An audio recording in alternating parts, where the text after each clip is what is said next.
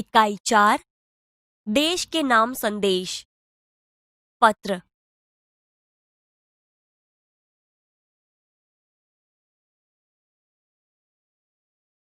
पत्र का श्रवण कीजिए। मात्र छाया ऊंची शेरी, गांव मेसपुरा, तहसील भाबर, जिला बनासकांठा, दिनांक 24/12/2011। प्रिय मित्र हर्ष, नमस्ते। मैं यहाँ सकुशल हूँ। आशा है वहां सभी सकुशल होंगे।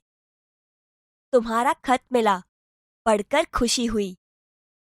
मैंने डॉक्टर अब्दुल कलाम का देशवासियों के नाम भेजा गया एक ईमेल पढ़ा, वही तुम्हारे लिए प्रेषित कर रहा हूँ।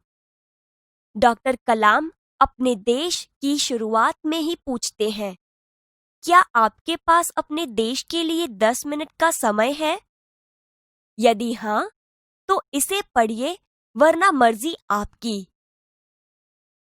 यानी कि इसके बाद वह देश के लोगों की सोच बताते हुए कहते हैं, आप कहते हैं हमारी सरकार निकम्मी है। आप कहते हैं हमारे कानून पुराने पड़ गए। आप कहते हैं नगरपालिका कचरा नहीं उठाती। आप कहते हैं फोन काम नहीं करता, रेलवे मजाक बन गई है, एयरलाइन दुनिया में हमारी ही सबसे खराब है, चिट्ठी अपनी मंजिल तक नहीं पहुंचती। आप कहते हैं, कहते रहते हैं और कहते ही रहते हैं। आपने इस बारे में क्या किया? फिर राष्ट्रपति ने कहा, मान लीजिए एक व्यक्ति सिंगापुर जा रहा है। उसे अपना नाम दीजिए, उसे अपनी शक्ल भी दे दीजिए। आप दुनिया के सर्वश्रेष्ठ हवाई अड्डे पर उतरते हैं। सिंगापुर में आप अपनी सिगरेट का टुकड़ा सड़कों पर नहीं फेंकते और स्टोर में खाते भी नहीं हैं। आपको उनके भूमिगत संपर्कों पर रश्क महसूस होता है। आप शाम 5 से 8 बजे के बीच आर्चर्ड रोड पर कार चलाने का टोल टैक्स तकरीबन 60 रुपए भुगतान करते हैं।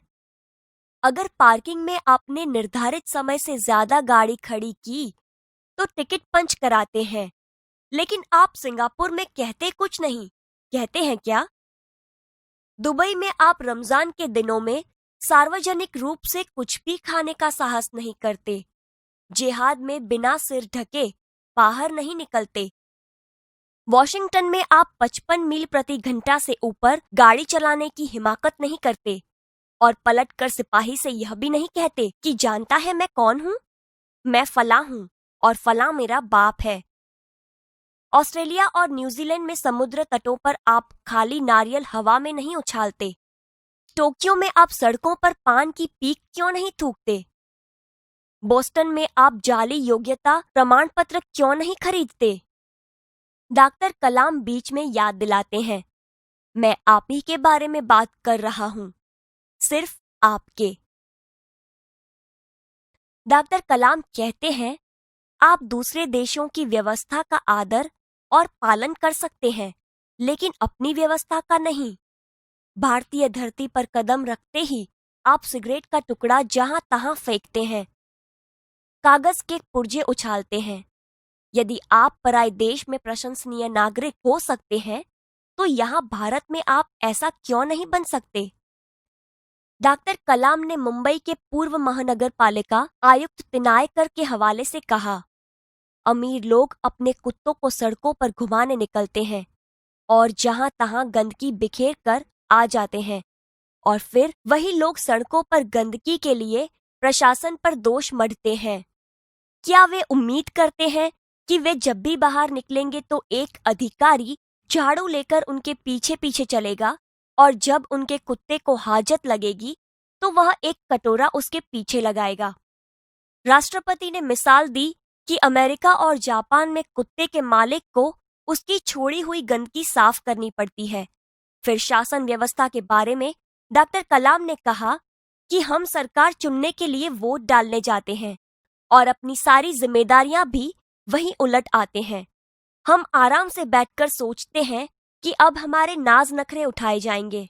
हम सोचते हैं कि हमारा हर काम सरकार करेगी और हम फर्श पर पड़ा हुआ रद्दी कागज उठाकर उसे कूड़ेदान में डालने की जहमत तक नहीं उठाएंगे।